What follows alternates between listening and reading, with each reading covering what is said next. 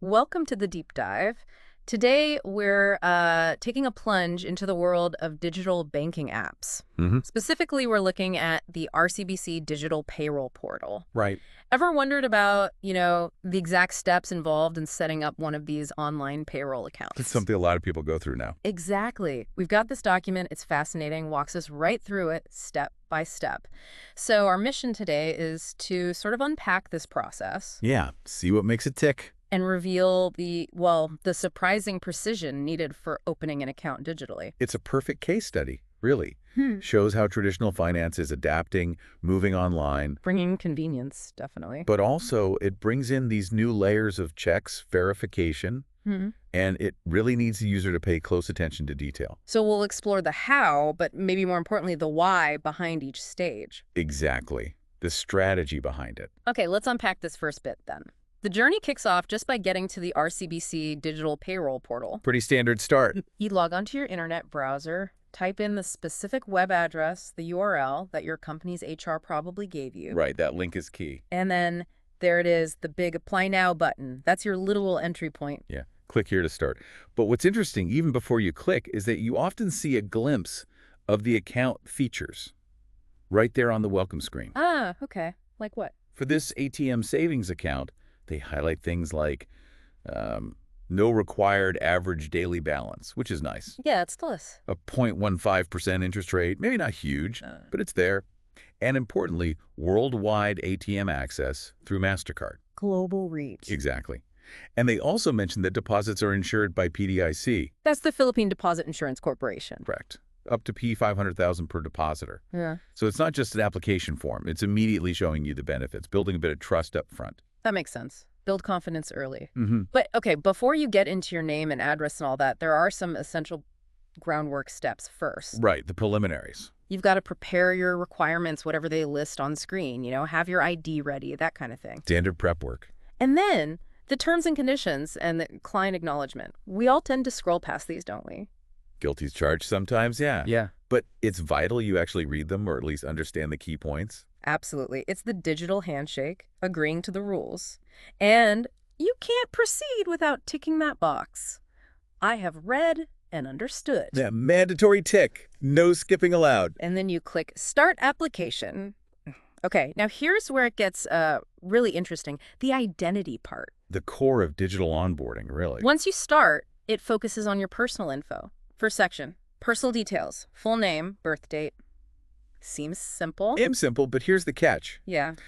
That information must, and they emphasize this, it must match the valid ID you're going to submit later. Okay, makes sense. Consistency. And it has to match the information in the HR certification file. That's the file your company's HR pre-uploaded to the bank system. Ah, so it's cross-referencing right from the start. It's not just taking your word for it. Exactly. It's about matching pre-existing trusted records.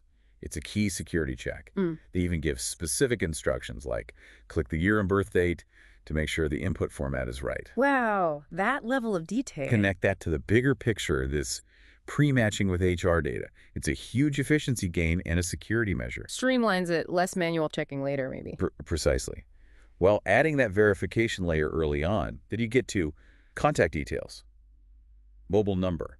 And let me guess, it has to match the HR file too. You got it. Consistency again. It must match the number HR provided. Okay. Then you fill in your place of birth, maybe another contact number for your resident. And your present residence address. Pretty standard stuff there. Yeah, the usual address fields. But then once all that data's in, you get a prompt, right? Asking you to double check everything. Yep. Options like yes to proceed or review first. That attention to detail, putting the onus back on you to confirm, it's vital. It really is. Catching a typo here saves a lot of hassle later. Okay, so we've done personal details, contact info. Now the application moves on, delves into additional information. Right, broadening the profile. It asks for occupation details. The example given is something like technical skilled worker. So, classifying your job type. And here's a neat practical detail. What if you don't have a TIN, a taxpayer ID number? Maybe it's your first job. Good question. Yeah. Happens all the time. The instruction is to select no for having a tin, and then just put first Joe B in the remarks section. Ah, that's quite user-friendly. Right. It shows the system is built to handle common exceptions, not just the standard cases. Foresight in the design. Exactly. It anticipates real-world scenarios. Then you usually get an other details section. This might be where you put your expected salary credit amount, say 15,000 pesos, Okay. and maybe your preferred branch code, like the example 0318 Paseo Starosa. Right, where you might want your home branch to be. And then there's often an employee declaration section too. Affirming everything's true, I suppose. Basically, yes. And guess what comes next? Another confirmation prompt. Are you sure you want to proceed? You know it. Proceed to step 3 with Yeah. the same options. Yes, or review first, reinforcing that accuracy check. Okay, step 3, done. After inputting all those specifics, the application shifts gear to verification again. Mobile number verification this time. Ah, the OTP step. Very common now. Right, one-time password. A code gets sent via SMS to the mobile number you put in earlier. Which, remember, should match the HR records. Good point. So you get the text, you type that code into the portal. And click Proceed to Step 4. It's a dynamic check proves you actually possess the phone link to that number right now. Another security layer, basically. Absolutely. Verify and control the registered device. All right, step 4. This is where it gets visual. It's all about proving who you are with your ID and even a selfie. The visual verification stage. Crucial. Starts with ID information. You input the details from your valid ID. And again, the system stresses these details must match what's printed on the ID itself. And of course, the ID can't be expired. Common sense, but needs saying. Definitely. Then comes the liveness verification. Ooh, sounds futuristic. What's that? It's actually a really clever anti-fraud measure. It's designed to make sure you're a real person, physically present, doing the application right then and there. Not just someone holding up a photo of an ID or worse. Exactly. It combats fraud attempts using static images or even sophisticated deepfakes. It often involves asking you to do a small action on camera. Like blink or turn your head slightly. Precisely. Things a simple photo can't do. But first, you need to know which IDs are okay. Ah, yeah, the system lists them, right? It does. And having that clear, specific list is super helpful for the user. No guesswork. So what kind of IDs are typically accepted here? Well, according to the document, it's things like a Philippine passport, SSS ID, PRC ID, Okay, standard government IDs. Philippine driver's license, the Philippine postal ID, the Unified Multipurpose ID, or UMAID, even a company ID, interestingly, and NBI clearance are listed as acceptable. Good range there. Provides flexibility while keeping standards high. Okay, so you've confirmed your ID type, done the liveness check.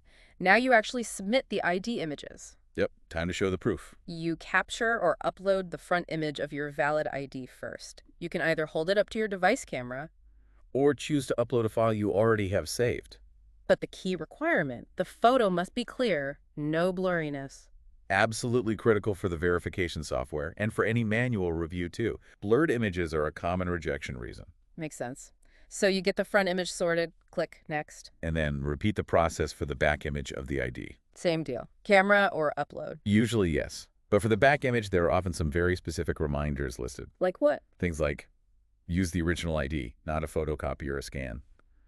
Seems obvious, but People might try it. they might.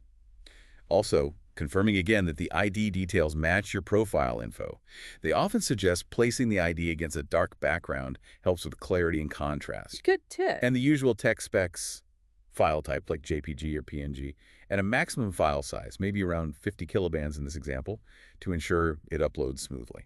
That level of instruction for just taking a photo really highlights how seriously they take this digital ID check. It really does. It's all about ensuring the integrity of the documents being submitted. Yeah. It makes fraud much harder. It's a cornerstone of secure digital banking. Okay, ID, front and back are uploaded. What's left in this visual stage? The selfie. The final piece of the visual verification puzzle. So you position yourself in front of the camera, follow any framing guides, and click Capture Photo Selfie. Sounds simple, but again, requirements apply. Let me guess. Clear photo. Top of the list? Yeah. Clear photo. Also, generally, no hats, no glasses if possible, definitely no face masks. Right, need to see your face clearly. And crucially, no one else should be in the photo with you. Just you. Makes sense for identity matching. These aren't just vanity shots, they're biometric data points. Exactly, where they feed into the liveness detection, the comparison against your ID photo. So Once you've got a good selfie that meets the criteria, You hit submit for this whole visual verification stage. and breathe a sigh of relief, perhaps. That's often the most fiddly part for users. Right, after navigating all those detailed steps, personal info, occupation, OTP, IDs, selfie, you're finally nearing the finish line. Almost there. The end of the application process itself. What happens next is you get a summary, right? Everything you've entered is displayed for one last look. Yes, a full review screen. Super important. This is your absolute last chance to catch any mistakes, any typos, anything you missed.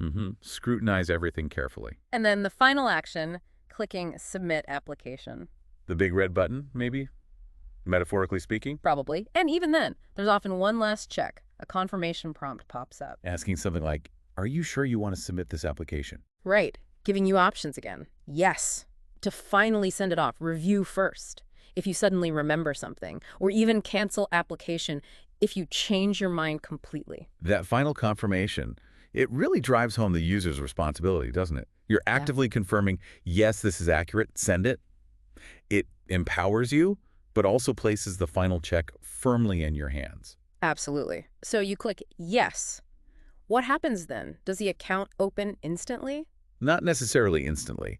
Once you submit, the application goes into the bank's queue for final verification. Ah, so there's still a background check happening. Correct. The system has done a lot of checks, but there's usually a final review, maybe automated, maybe involving a human, depending on the bank's process and risk assessment. And then you wait for the outcome. Yep.